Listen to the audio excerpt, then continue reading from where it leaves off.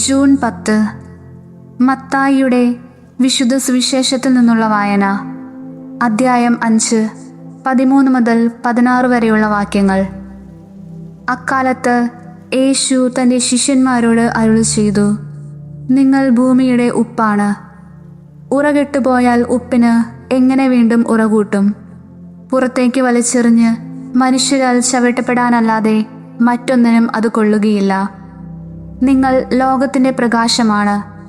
മലമുകളിൽ പണിതുയർത്തിയ പട്ടണത്തെ മറച്ചു വയ്ക്കുക സാധ്യമല്ല.